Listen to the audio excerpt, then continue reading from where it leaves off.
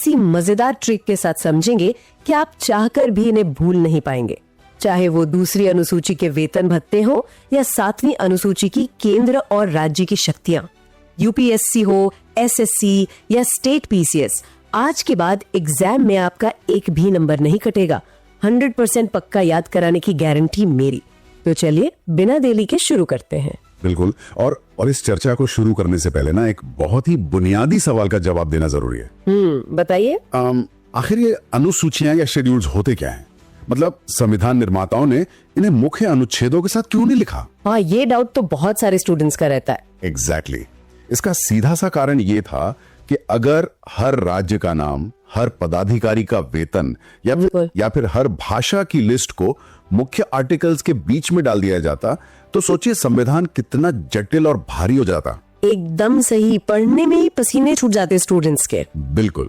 इसलिए इन सूचियों को संविधान के अंत में एक अपेंडिक्स या परिशिष्ट के रूप में जोड़ा गया। अगर हम 1950 के मूल संविधान की बात करें तो उस समय हमारे संविधान में केवल 8 अनुसूचियां थी। सिर्फ 8? हाँ, लेकिन जैसे जैसे हमारा देश आगे बढ़ा, उन समाज की जरूरतें बदली, वैसे वैसे हमें संविधान में संशोधन करने पड़े। 1951 के पहले संशोधन से लेकर आगे के कई अमेंडमेंट्स के जरिए 9वीं, 10वीं, 11वीं और 12वीं अनुसूचियां जोड़ी गई। यानी आज इनकी कुल संख्या 12 हो चुकी है। सही कहा। और यह सफर केवल संख्याओं का नहीं है, बल्कि भारत के विकास का है। एकदम परफेक्ट। और आज हम इस पूरी यात्रा को रटेंगे नहीं, बल्कि इसे अलग अलग थीम्स में बांटकर समझेंगे। हमारी पहली थीम है बुनियाद, यानी द फाउंडेशन, जिसमें हम पहली 4 अनुसूचियों की बात करेंगे। चलिए शुरू करते हैं। तो स्टूडेंट्स अपनी इमेजिनेशन पावर को एक्टिव कर लीजिए। हमारी पहली अनुसूची भारत के राज्यों और केंद्र शासित प्रदेशों का परिचय देती है। ट्रिक बहुत सिंपल है। जब भी हम बाजार से कोई नई किताब खरीद कर लाते हैं तो सबसे पहले उस पर क्या करते हैं? अपना नाम लिखते हैं। बिल्कुल, अपना नाम लिखते हैं। ठीक उसी तरह भारत का संविधान जब लिखा गया तो उसकी पहली अनुसूची में सबसे पहले देश का नाम और उसके राज्यों का परिचय लिखा गया, यानी पहली अनुसूची बराबर देश का नाम। और देखिए, ये सिर्फ नाम का मामला नहीं है। अगर हम संवैधानिक दृष्टिकोण से देखें तो पहली अनुसूची बहुत ही क्रिटिकल है। वो कैसे? क्योंकि ये डिफाइन करती है कि भारत का राज्य क्षेत्र असल में है क्या। इसमें न केवल हमारे 28 राज्य और 8 केंद्र शासित प्रदेश शामिल हैं, बल्कि भविष्य में भारत द्वारा अर्जित किए जाने वाले किसी भी नए क्षेत्र का जिक्र भी यही होगा। अच्छा, मतलब जब भी भारत के नक्शे में कोई बदलाव होता है, जैसे तेलंगाना का बनना हो या जम्मू कश्मीर का पुनर्गठन, संसद को इसी पहली अनुसूची में संशोधन करना पड़ता है। क्या बात है। इसके बाद आती है हमारी दूसरी अनुसूची, जो राष्ट्रपति, राज्यपाल, सुप्रीम कोर्ट और हाई कोर्ट के जज और कैग जैसे संवैधानिक पदाधिकारियों के वेतन, भत्ते और पेंशन से जुड़ी है। अब इसे याद करने की ट्रिक देखिए स्टूडेंट्स। हमारे समाज में जब भी कोई व्यक्ति बहुत सारा पैसा कमाता है तो लोग मजाक में क्या कहते हैं कि भाई ये तो 2 नंबर की कमाई कर रहा है। हाँ, ये तो आम बोलचाल की भाषा है। पैसा मतलब 2 नंबर की कमाई। तो जब भी एग्जाम में वेतन या पैसा देखे, तुरंत समझ जाइए कि 2 नंबर की बात हो रही है। 2 नंबर बराबर वेतन, वो बिल्कुल 1 नंबर का है। लॉजिक भी बता दीजिए फिर। संविधान निर्माताओं ने इन बड़े पदों के वेतन को संविधान की दूसरी अनुसूची में ही इसलिए लिख दिया ताकि इनकी आजादी और निष्पक्षता बनी रहे। इसे भारत की संचित निधि पर भारत किया जाता है। Consolidated fund of India. बिल्कुल। इसका मतलब यह है कि संसद में इन वेतनों पर बहस तो हो सकती है, लेकिन वोटिंग नहीं हो सकती। इससे यह श्योर हो जाता है कि कोई भी सरकार किसी जज या कैग का वेतन कम करके उन पर कोई राजनीतिक दबाव नहीं डाल सकती। क्या बात है। मतलब ट्रिक के साथ साथ सॉलिड लॉजिक भी। अब आते हैं तीसरी अनुसूची पर, जिसमें विभिन्न पदाधिकारियों द्वारा ली जाने वाली शपथ के प्रारूप दिए गए हैं। यहां अक्सर हम एक शब्द सुनते हैं, संवैधानिक नैतिकता या कॉन्स्टिट्यूशनल मोरालिटी। जब कोई मंत्री या जज तीसरी अनुसूची के तहत शपथ लेता है तो वो महज एक कागज नहीं पढ़ रहा होता, वो एक कमिटमेंट कर रहा होता है। एग्जैक्टली। वो सार्वजनिक घोषणा कर रहा होता है कि वो अपने निजी स्वार्थ से ऊपर उठकर संविधान का पालन करेगा। ये हमारे लोकतंत्र का एक बहुत बड़ा मनोवैज्ञानिक आधार है। दोस्तों, पहली अनुसूची में तो हमने नई किताब पर देश का नाम लिख दिया। दूसरी अनुसूची की ट्रिक तो आपको याद ही हो गई होगी, 2 नंबर की कमाई यानी पैसा यानी वेतन। तो अब आप लोग थोड़ा दिमाग लगाओ और कमेंट करके बताओ कि जब हम शपथ लिखते हैं तो उसमें कितने अक्षर होते हैं। देखते हैं कौन कौन तीसरी अनुसूची की ट्रिक खुद डिकोड कर पाता है। मुझे लगता है कि जो छात्र इस क्लास को ध्यान से सुन रहे हैं उन्होंने अब तक डिकोड कर ही लिया होगा। बिल्कुल कर लिया होगा। अगर आप हिंदी शब्द श, प, थ को ध्यान से देखें तो इसमें ठीक 3 अक्षर हैं, श, प और थ। और यही हमारी तीसरी अनुसूची है। श, प, थ मतलब 3 अक्षर, यानी तीसरी अनुसूची। सही है। चलिए अब बुनियाद थीम के आखिरी हिस्से यानी चौथी अनुसूची पर चलते हैं। यह राज्यसभा में सीटों के प्रतिनिधित्व से जुड़ी है। इसे याद करने की जो ट्रिक है उसमें थोड़ा सा डार्क ह्यूमर है। अच्छा, देखिए, राज्यसभा को हम उच्च सदन कहते हैं, जहां अक्सर वरिष्ठ और अनुभवी यानी बुजुर्ग लोग चुनकर जाते हैं। और हमारे समाज में कहावत है कि बुजुर्गों का चौथा जल्दी होता है। अरे बाप रे। तो बस दिमाग में ये इमेज बनाइए, बुजुर्ग मतलब राज्यसभा और उनका होता है चौथा, तो राज्यसभा की सीटें बराबर चौथी अनुसूची। ये ट्रिक थोड़ी सी डार्क जरूर है, लेकिन हाँ, एग्जाम के प्रेशर में ऐसी अजीब चीजें याद आती हैं। बिल्कुल आती हैं। हालांकि अगर हम इसे पॉलिटिकल साइंस के नजरिए से देखें तो चौथी अनुसूची भारत के संघवाद का एक बहुत बड़ा पिलर है। यहाँ एक कॉन्सेप्ट समझना जरूरी है। अमेरिका में हर राज्य को सीनेट में समान रूप से 2 सीटें मिलती हैं, चाहे राज्य कितना ही बड़ा या छोटा क्यों ना हो। बिल्कुल, लेकिन भारत में ऐसा नहीं है। हमारी चौथी अनुसूची राज्यों को उनकी जनसंख्या के आधार पर राज्यसभा में सीटें आवंटित करती है। इसीलिए उत्तर प्रदेश के पास राज्यसभा की 31 सीटें हैं, जबकि सिक्किम या गोवा के पास सिर्फ एक सीट है। एकदम सही। ये जनसंख्या के प्रतिनिधित्व का एक बेहतरीन उदाहरण है। चलिए देखते हैं आपका ध्यान स्क्रीन पर है या नहीं। अभी हमने अनुसूची 4 को बुजुर्गों के चौथे वाली ट्रिक से राज्यसभा के लिए याद किया। अब बिना पीछे जाए मुझे कमेंट में बताओ वो कौन सी अनुसूची है जिसमें नेता 5 साल वाले चुनाव में SC/ST के कल्याण का वादा करते हैं। फटाफट आंसर दो। यहाँ से हमारी दूसरी थीम शुरू होती है, जिसे हम हाशिए पर खड़े समाज का प्रशासन कह सकते हैं। इसमें 5वीं और 6ठी अनुसूची आती है। 5वीं अनुसूची विशेष रूप से अनुसूचित क्षेत्रों और अनुसूचित जनजातियों के प्रशासन से संबंधित है। इसमें एक बहुत ही महत्वपूर्ण संस्था का जिक्र है, जनजातीय सलाहकार परिषद, ट्राइबल एडवाइजरी काउंसिल। हाँ, ये परिषद राज्यपाल को सलाह देती है कि कौन सा कानून जनजातीय क्षेत्रों में लागू होना चाहिए और कौन सा नहीं। इसे याद रखने का लॉजिक भी एकदम सेट है। हमारे देश में हर 5 साल में चुनाव होते हैं और हर 5 साल के चुनाव में हमारे नेता मंच पर खड़े होकर सबसे ज्यादा वादे किसके लिए करते हैं? अनुसूचित जाति और जनजाति के लिए। बिल्कुल, ST/ST के कल्याण के लिए। तो जैसे ही एग्जाम में ST/ST प्रशासन का सवाल आए, दिमाग में तुरंत क्लिक होना चाहिए कि ये वादे कब होते हैं? 5 साल के चुनाव में। 5 साल चुनाव बराबर अनुसूची 5। ये एक अच्छा कोरिलेशन है, लेकिन यहीं पर छात्रों को सबसे ज्यादा कंफ्यूजन होता है अनुसूची 5 और अनुसूची 6 के बीच। हाँ, ये बहुत कॉमन डाउट है। 6ठी अनुसूची भी जनजातीय प्रशासन से ही जुड़ी है, लेकिन ये पूरे भारत के लिए नहीं है। ये केवल 4 पूर्वोत्तर राज्यों असम, मेघालय, त्रिपुरा और मिजोरम के जनजातीय क्षेत्रों के लिए है। अब सवाल ये उठता है कि इन 4 राज्यों को अलग से 6ठी अनुसूची में क्यों रखा गया? ट्रिक से परे जाकर अगर सोचें तो वाकई ये एक बड़ा सवाल है। ऐसा क्यों किया गया? इसका कारण उनका ऐतिहासिक और सांस्कृतिक बैकग्राउंड है। देश के बाकी हिस्सों में जो जनजातियां थीं, उनका मुख्य धारा के समाज के साथ थोड़ा बहुत संपर्क था। वो पूरी तरह से कटे हुए नहीं थे। राइट। लेकिन इन 4 पूर्वोत्तर राज्यों की जनजातियां सदियों से अपनी एक बिल्कुल अलग और स्वायत्त जीवन शैली जी रही थी। उनके अपने पारंपरिक कानून थे, इसलिए संविधान ने उन्हें ऑटोनॉमस डिस्ट्रिक्ट काउंसिल या ADCs बनाने की विशेष छूट दी। Autonomous district council. जी, आप इन ADCs को एक छोटी सी मिनी सरकार समझ सकते हैं। इनके पास अपनी खुद की जमीन, जंगल और विवाह से जुड़े कानून बनाने की पावर होती है। यहाँ तक कि इनके पास छोटे मोटे मामलों को सुलझाने के लिए न्यायिक शक्तियां भी होती हैं। और स्टूडेंट्स, इसी कंफ्यूजन को हमेशा के लिए दूर करने के लिए हमारे पास एक जादुई ट्रिक है, ATM वाली ट्रिक। ATM वाली? हाँ, 6ठी अनुसूची के उन 4 विशेष राज्यों को याद रखने के लिए बस एक शॉर्टकट याद रखिए, ATM।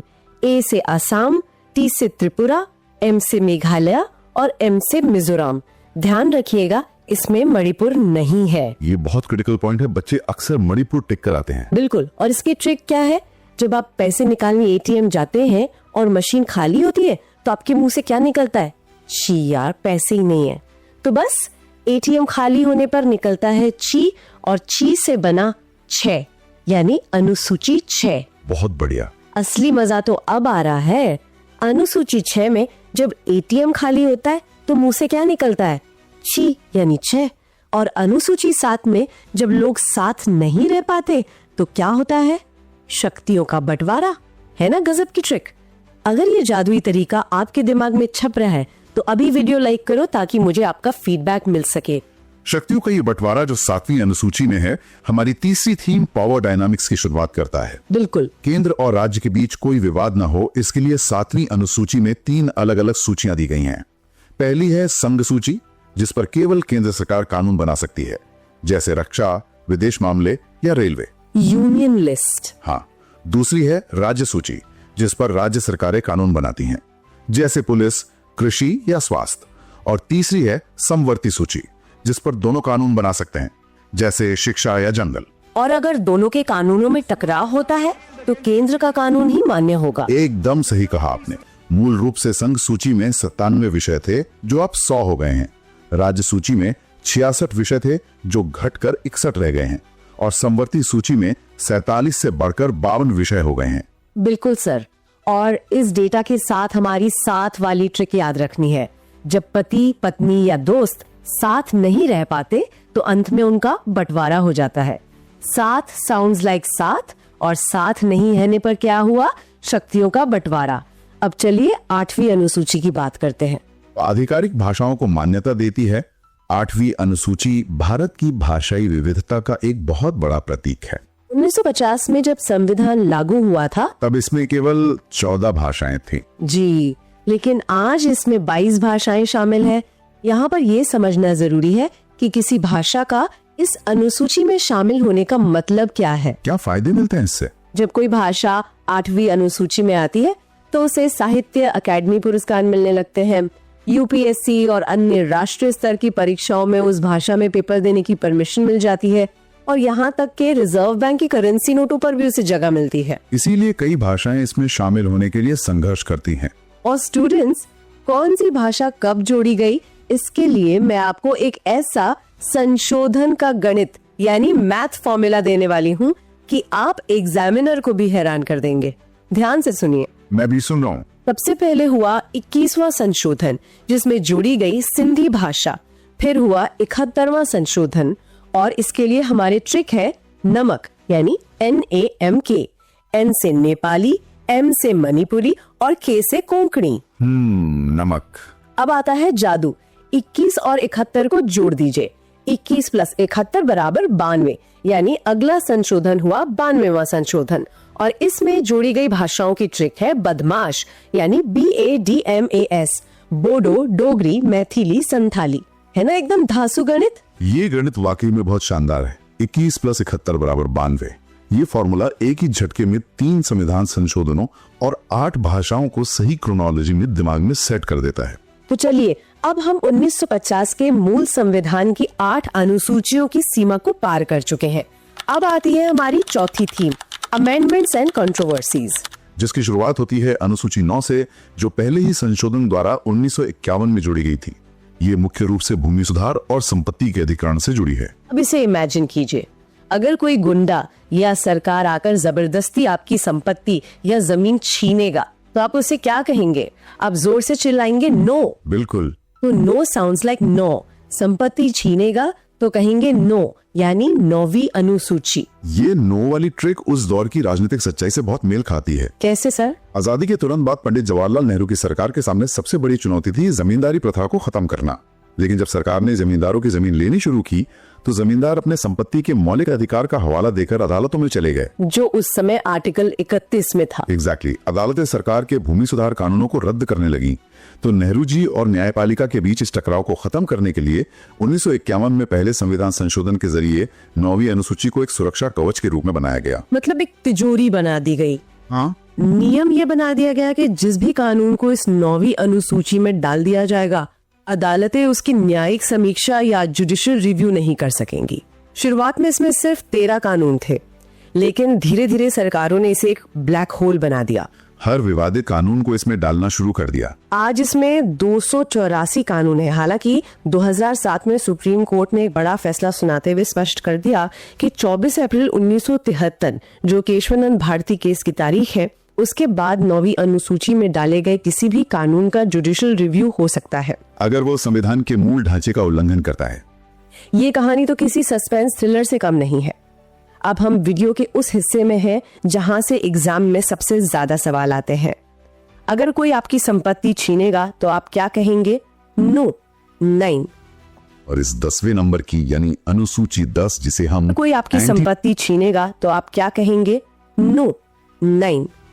और इस 10वें नंबर की यानी अनुसूची 10 जिसे हम एंटी डिफेक्शन लॉ या दल बदल विरोधी कानून कहते हैं, उसकी कहानी भी बहुत दिलचस्प है। आया राम गया राम वाली कहानी। बिल्कुल। 1960s और 70s के दशक में भारतीय राजनीति में खरीद फरोख्त का एक ऐसा दौर आया जिसने लोकतंत्र को हिला कर रख दिया। एक बहुत ही मशहूर किस्सा है 1967 का। हरियाणा बाबा। हाँ, हरियाणा के एक विधायक थे गयालाल। उन्होंने एक ही दिन में 3 बार अपनी पार्टी बदली। सुबह वो कांग्रेस से यूनाइटेड फ्रंट में गए, फिर वापस कांग्रेस में आए और शाम होते होते फिर से यूनाइटेड फ्रंट में चले गए। बाप रे। तभी से भारतीय राजनीति में ये जुमला मशहूर हो गया, आया राम गया राम। तो विधायकों की इस मंडी को रोकने के लिए आखिरकार 1985 में राजीव गांधी की सरकार ने 52वें संविधान संशोधन के जरिए 10वीं अनुसूची को जोड़ा, ताकि कोई अपनी मनमर्जी से पार्टी न बदल सके। जी। इसमें कड़े नियम बनाए गए कि अगर कोई सांसद या विधायक अपनी पार्टी व्हिप के खिलाफ जाकर वोट करता है या चुनाव जीतने के बाद अपनी पार्टी छोड़ता है तो उसकी सदस्यता रद्द की जा सकती है। और नेताओं की इसी दल बदलने की आदत से तंग आकर जनता ने क्या कहा कि भैया तुम नेता लोग दल बदलते रहते हो, अब बस करो। और बस साउंड्स लाइक 10। दल बदल कानून बराबर 10वीं अनुसूची। बहुत खूब। अब हम अपने संविधान की अनुसूचियों के सफर के बिल्कुल अंतिम पड़ाव यानी अपनी 5वीं theme power to the people पर आ गए हैं। अनुसूची 11 और 12। हाँ, ये दोनों ही अनुसूचियां स्थानीय स्वशासन यानी लोकल गवर्नेंस से जुड़ी हैं। आजादी के कई दशकों तक हमारे यहाँ सिर्फ केंद्र और राज्य सरकारें ही होती थी, लेकिन 1992 में एक बहुत बड़ा बदलाव हुआ। 73वें और 74वें संशोधन से। एकदम सही। 73वें संविधान संशोधन से 11वीं अनुसूची जोड़ी गई, जिसने पंचायती राज संस्थाओं को संवैधानिक दर्जा दिया। इसमें पंचायतों को काम करने के लिए 29 विषय सौंपे गए। और 12वीं अनुसूची। उसी साल 74वें संशोधन से 12वीं अनुसूची जोड़ी गई, जिसने नगर पालिकाओं को मजबूत किया और उन्हें 18 विषय दिए। ये महात्मा गांधी के ग्राम स्वराज के सपने का साकार होना था। शक्तियों का विकेंद्रीकरण करके लोकतंत्र को दिल्ली से निकालकर गांव की चौपाल तक पहुंचा दिया गया। और स्टूडेंट्स, इसे याद करने के लिए हम अपनी छात्र जीवन की कहानी को इमेजिन करेंगे। सभी स्टूडेंट्स इसे खुद से रिलेट करें। जब आप 11वीं कक्षा में थे, बोर्ड एग्जाम्स का टेंशन नहीं था, तो आपने क्या किया? दोस्तों के साथ खूब मौज मस्ती की और पेड़ों के नीचे बैठकर पंचायत की। हाँ, 11वीं में तो पंचायत ही होती है। तो 11वीं कक्षा की मौज मस्ती बराबर पंचायत यानी अनुसूची 11। और फिर जब आप 12वीं पास कर गए तो आगे की पढ़ाई या नौकरी के लिए घर से बाहर गए। और बाहर कहाँ गए? किसी बड़े शहर या नगर में गए। तो 12वीं के बाद घर से बाहर गए बराबर नगर या नगर पालिका यानी अनुसूची 12। बहुत बढ़िया। वीडियो के आखिर में आ गई हमारी स्टूडेंट लाइफ की कहानी। 11वीं कक्षा में हमने खूब पंचायत की और 12वीं के बाद हम कहाँ गए? बाहर यानी नगर पालिका। तो जाने से पहले एक आखिरी सवाल, मुझे कमेंट में बताकर जाओ कि मूल संविधान में कितनी अनुसूचियां थीं। देखते हैं क्लास का टॉपर कौन है। सच में ये सफर बहुत अद्भुत रहा है। संविधान निर्माताओं ने 8 अनुसूचियों से शुरुआत की थी और जैसे जैसे समाज बदला, हमने जमीन के विवादों को सुलझाने, दल बदल को रोकने और गांव शहर के प्रशासन को संभालने के लिए 4 और अनुसूचियां जोड़कर इन्हें 12 कर दिया। समय के साथ संविधान भी तो अपडेट होना चाहिए। बिल्कुल। अब आज के इस तेजी से बदलते डिजिटल, डेटा और आर्टिफिशियल इंटेलिजेंस के युग को देखते हुए एक गहरा सवाल उठता है। सोचिए, अगर कल को भविष्य में हमारे संविधान में 13वीं अनुसूची जोड़ी जाए तो वह किस विषय पर होनी चाहिए? या वो डेटा प्राइवेसी पे होगी या एआई के रेगुलेशन पर? इस पर विचार जरूर कीजिएगा। दोस्तों, ट्रिक्स तो आपने देख ली, लेकिन असली सिलेक्शन पक्का होता है रिवीजन से। और आपके उसी रिवीजन के लिए इस क्लास की पूरी जादुई PDF आपको मिलेगी एकदम फ्री।